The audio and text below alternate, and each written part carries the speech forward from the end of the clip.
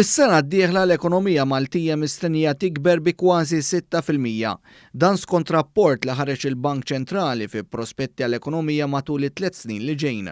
Fil-fatt l-analisti tal-Bank Ċentrali qed isostnu li fl-2021 il-prodott domestiku gross ta' pajjiżna jikber b'5.9%, fl-2022 mistenni tkabbir ta' 4.4% fil-prodott domestiku gross, filwaqt li fl-2023 l-ekonomija mistennija tara tkabbir ta' 4.2%.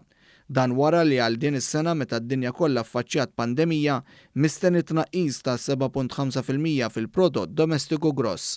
F'rapport dettaljat il-Bank Ċentrali jgħid li d-domanda domestika hi mistennija li tkun l-istimolu ewlieni tal-irkupru f'Malta fis-snin ta' wara. Ir-rapport ta' prospetti ekonomiċi jgħid ukoll li minkejja tnaqqis fis-sena tal-pandemija, is-suq tax-xogħol wera reżiljenza notevoli.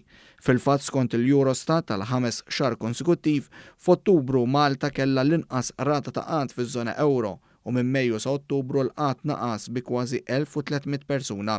F'dan il-kuntest il-Bank Ċentrali nnota l-miżuri fiskali kienu ta' għajnuna kbira f'dan ir-rigward.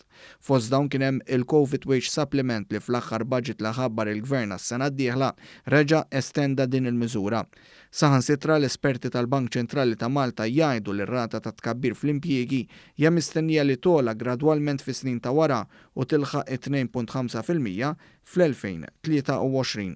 Dan it-tbassir juri reviżjoni l-fuq mis-set preċedenti ta' tbassir. L-istudju tal-Bank Ċentrali jitkellem ukoll dwar li l-miżuri fil-kontroll tal-imxija li ħadet Malta kienu simili jekk mhux aktar għal dawk li ttieħdu f'pajjiżi oħra fiż-żona euro. Fost l-indikaturi l-Bank Ċentrali jsemmi r-rata għolja tat-testjar għal Covid-19 li kellha u qatt għandha Malta. Dan ifisser li l-istampa li ħadd ieħor jipprova jagħti li Malta kienet laxka fil-miżuri kontra t-tixrid tal-virus mhix waħda li taqbel ma' dik li ta' il-Bank Ċentrali. Fil-fatt, il-Bank Ċentrali saħaq li l-Gvern impona miżuri restrittivi meta l-pandemija li trasa iżda tat nifs anke lill-ekonomija meta bdew jonqsu l-każijiet ta' persuni infettati bil-coronavirus. Intant ir-rapport jisħaq li d-deficit se jibqa' anke minħabba li l-Gvern qed isostni l-familji u lin-negozji b'għadd ta' miżuri. Iżda s-sena d-dieħla d-deficit mistenni jonqos għal 6.4% tal-prodott domestiku gross.